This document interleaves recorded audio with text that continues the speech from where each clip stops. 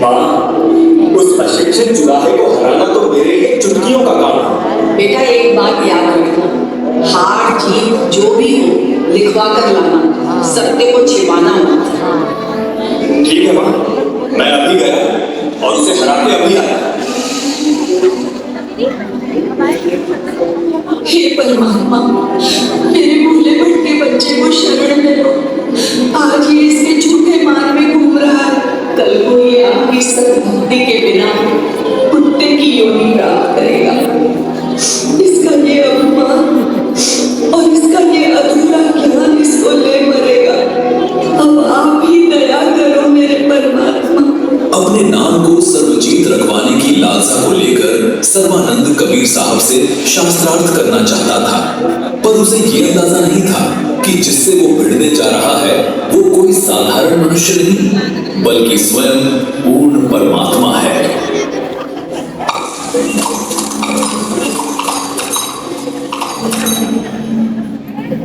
अरे ब्रह्मणिया, वो भी इतना बड़ा विद्वान।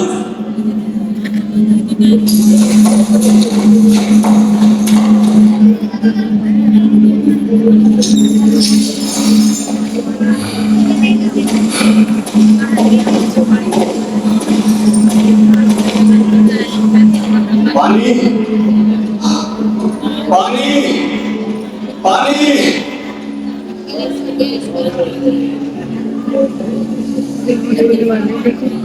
इस बार कर दो।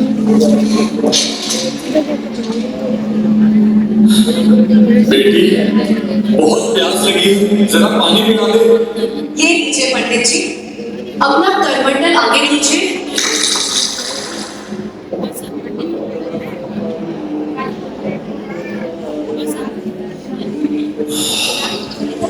अरे देखो, ब्राह्मण पंडित ने जुलाहों के कुएं का पानी पी लिया। आज तो सर्वानंद पंडित की नाक कट गई।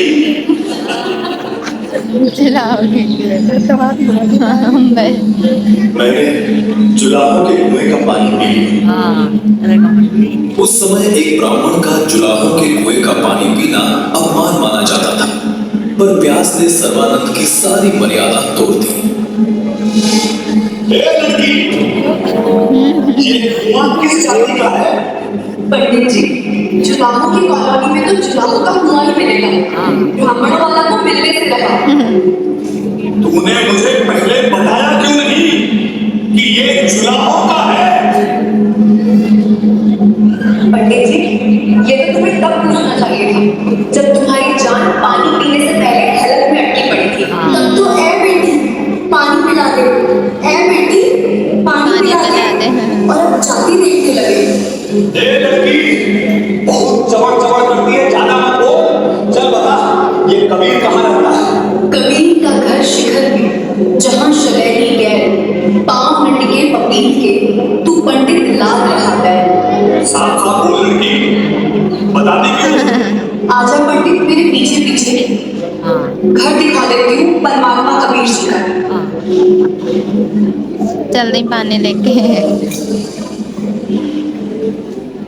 पिताजी, एक पंडित आया है, बेड पर सारे ग्रंथ डाले हुए हैं। शायद आपसे सवाल जवाब के बहाने झगड़ा करके आया है। बेटी, ये तत्वज्ञान के अभाव वाले लोग होते हैं, दुनिया की नजर में बड़े ज्ञानी, पर असल में हल्दी की गांठ लेकर पंसारी बने फिरते। ले आओ पंडित जी को, आदर से अंदर लाओ। जो आज्ञा पिताजी।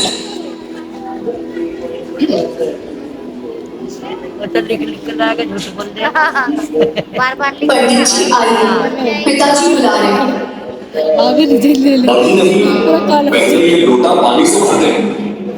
अभी भरते ऐसा लग रहा है और तो उसमें घुमा जा रही इनके देख देख देख कहीं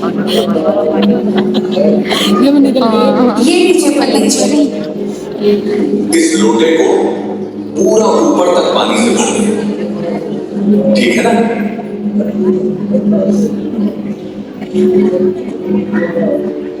अब ठीक है पंडित जी। हाँ, अब लोटा ले जा और कबीर से कह कि ये मेरा प्रश्न है।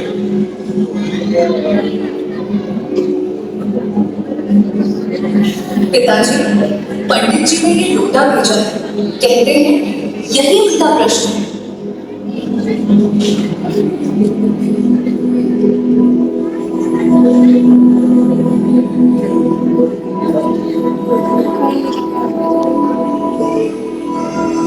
सुई डालिए इसमें।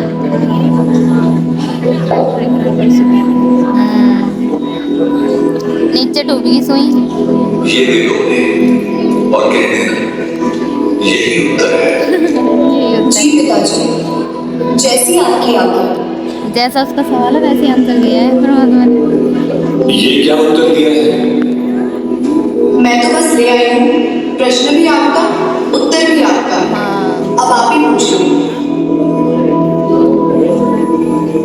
कबीर, मेरे प्रश्न का उत्तर क्या है? पहले अपना प्रश्न बताओ पंडित जी। मैंने सर्व विद्वानों को शास्त्रार्थ में पराजित कर दिया है। मैंने अपनी माता जी से प्रार्थना की थी कि मेरा नाम सर्वाजीत रख दो। मेरी माता जी ने आपको पराजित करने के पश्चात मेरा नाम परिवर्तन करने को कहा। आपके पास लोटे को पूर्ण रूपेण जल से भरकर भेजने का तात्पर्य है कि मैं ज्ञान से ऐसे परिपूर्ण हूं जैसे लोटा जल से। इसमें और जल नहीं समाएगा, वो बाहर ही गिरेगा। अर्थात मेरे साथ ज्ञान चर्चा करने से कोई लाभ नहीं होगा। आपका ज्ञान मेरे अंदर नहीं समाएगा। व्यर्थ ही धूप मत होगे, इसलिए हार लिख दो। इसी में आपका हित है। पंडित जी, मैंने इस लोटे में ये सुई डाली। उस सुई ने पानी को बाहर धकेल दिया और इस लोटे की गहराई में जाकर अपनी जगह बना ली। बस ऐसा ही मेरा ज्ञान है। तेरा थोथा ज्ञान बाहर कर देगा कितनी गहराई और दी सच्चा है परमात्मा ने। ज्ञान तेरे हृदय की गहराई में अपनी जगह बना लेगा। बहुत बकवास कर ली। मैं यहाँ ये सुनने नहीं आया, मैं तुझे शास्त्रार्थ की चुनौती देने आया हूं।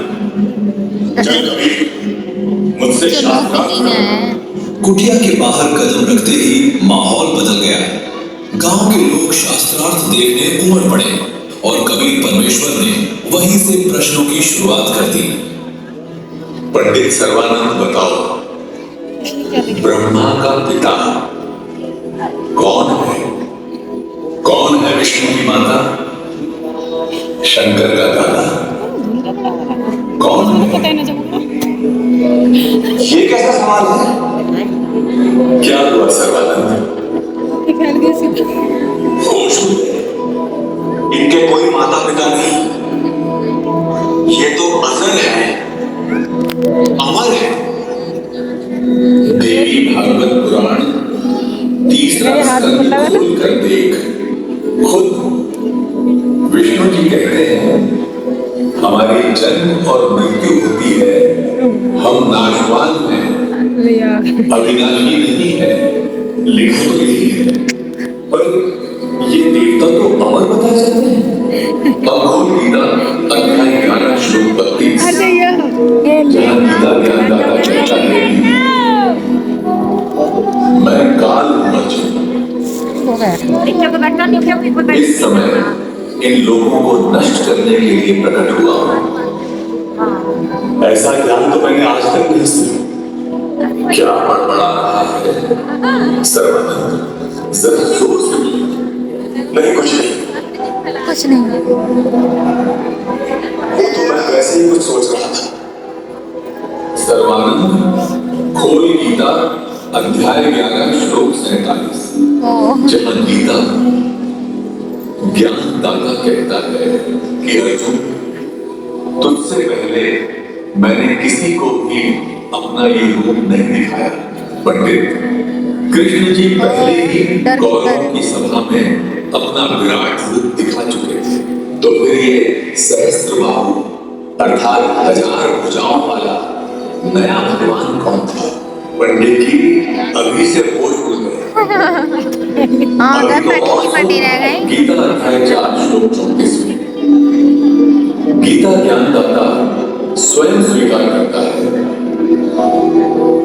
मैं उस परमात्मा को नहीं जानता, तू उस परमात्मा को पाने के लिए तत्वदर्शी संत की खोज कर। ये तो अशिक्षित है, इसको शास्त्रों का इतना ज्ञान कैसे है? अब खोल ऋग्वेद मंडल 9 सूक्त 82 मंत्र 1 और मंडल 9 सूक्त 1 मंत्र 9, जहां साफ लिखा है कि पूर्ण परमात्मा साकार है, वो सबसे ऊपर के लोक में विराजमान है और राजा के समान दर्शनीय है। जब वो संसार में अपना ज्ञान प्रचार करने के लिए शिशु रूप में फटी की फटी रह गई। उसकी परवरिश की लीला कुमारी गाय से होती है और तू उसी को निराकार कहकर जनता को गुमराह कर रहा है। सर्वानंद, पूछ इस जनता से किसकी परवरिश कुमारी गाय से हुई? तो मैं तुझे बताता हूं, मैं ही हूं जिसका गुण चारों वेद गाते हैं। मैं ही आदि भक्ति छोड़ सतगुरु रामपाल जी भगवान की जय हो। साहिब जिसके आगे पसीने छूट गए। अपना पल्ला झाड़ती है। मैं ही पापा जी स्टेटस लाइक करा अपन। कुंवारी गायों द्वारा होती है। पसीने अविनाशी कवि सर्वज्ञ रामपाल जी भगवान जी की जय हो। पसीना कितना आ रहा।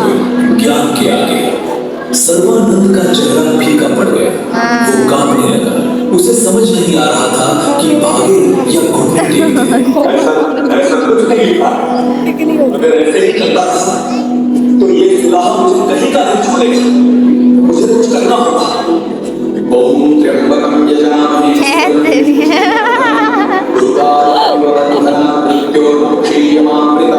यदा यदा हि धर्मस्य ग्लानिर्भवति भारत अभ्युत्थानमधर्मस्य तदात्मानं सृजाम्यहम् कर्मण्येवाधिकारस्ते मा फलेषु कदाचन मा कर्मफलहेतुर्भूर्मा ते संगोऽयस्त्व कर्मणि परित्राणाय साधूनां विनाशाय च दुष्कृताम् धर्मसंस्थापनार्थाय सम्भवामि युगे युगे।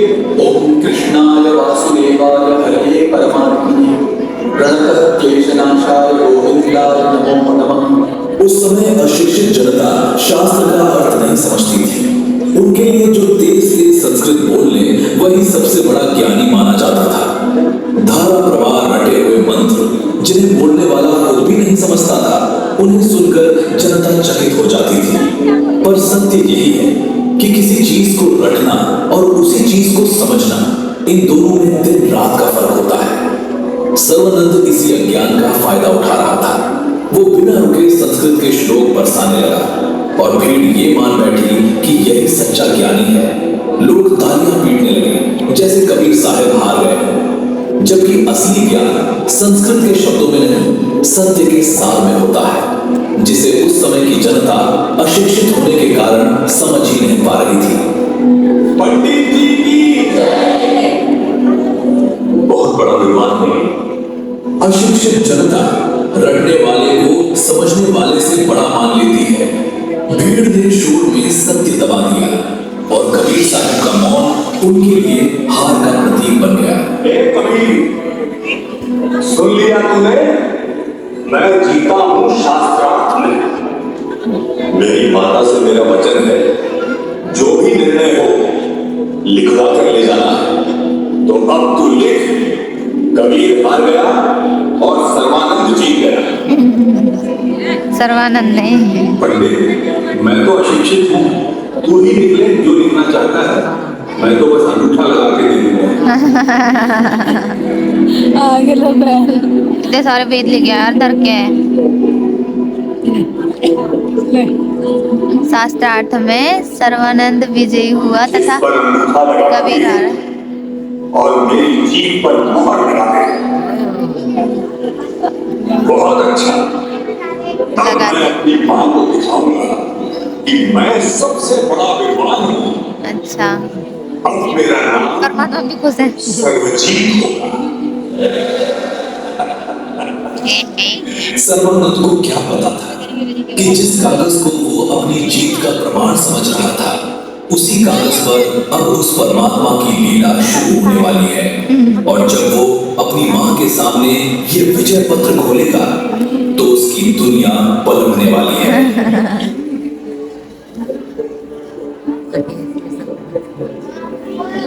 माता जी,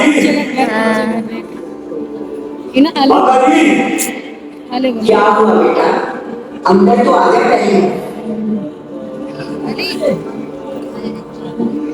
माता जी, वो कैसा विद्वान था, कुटिया से बाहर आया और आते ही हार मान ली।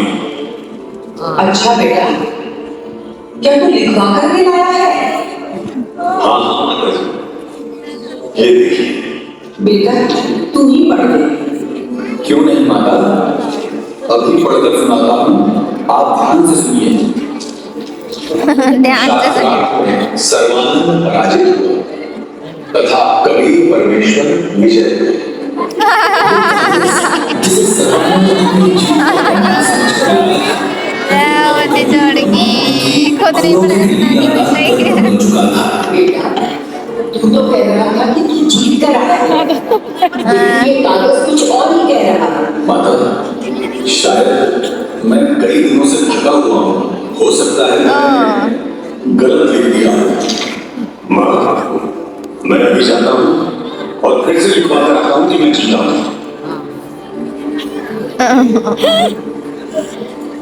चक्कर लगाओ जा बेटे अब। हाँ कभी मुझसे लिखने में गलती हो गई थी, इसलिए मैंने दोबारा सही से लिखा है।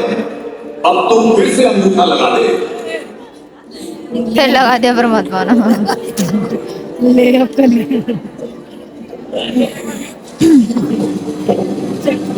अब क्या पीस रही है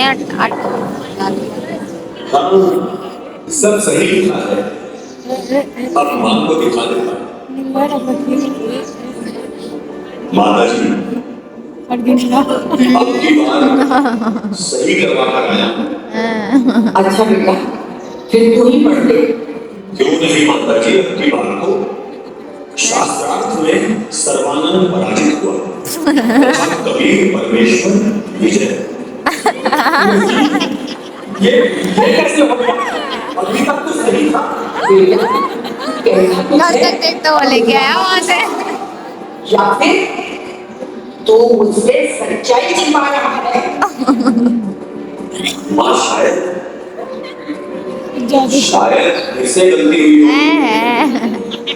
मानने को फिर भी तैयार नहीं है। मेरी उंगली फिसल गई होगी। ओह मैं अभी जाता हूँ।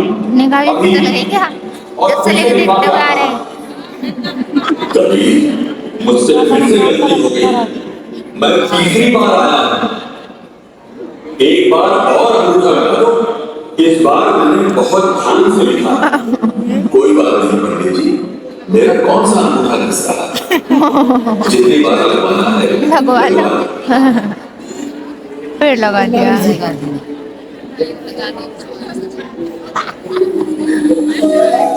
लंबी सफर है नहीं?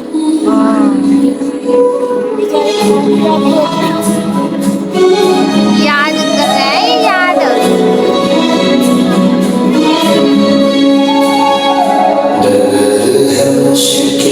कठिन सफर है मगर मुसाफिर जगह नहीं है।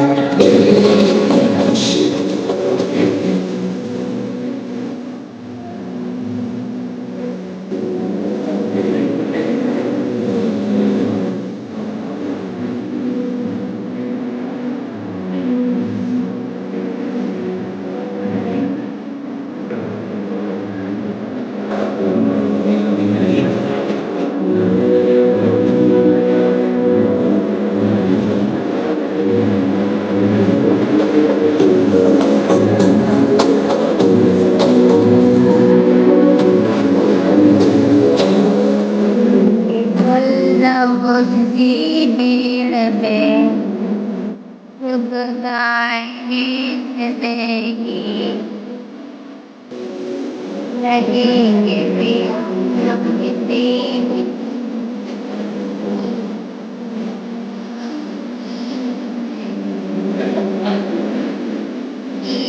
पता नहीं, मुझे पता नहीं, लगा नहीं।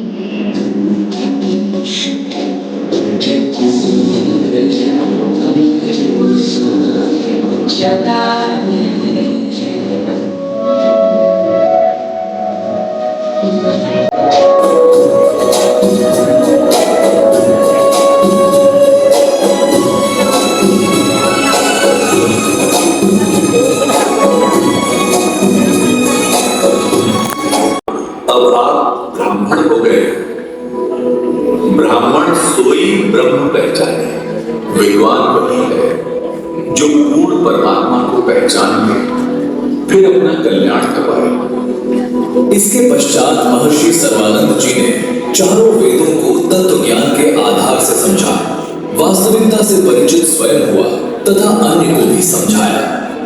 बाबूजी, यहीं से सर्वानंद का जीवन पलटा। उसे पहली बार एहसास हुआ कि कबीर साहेब कोई साधारण इंसान नहीं, स्वयं पूर्ण परमात्मा है।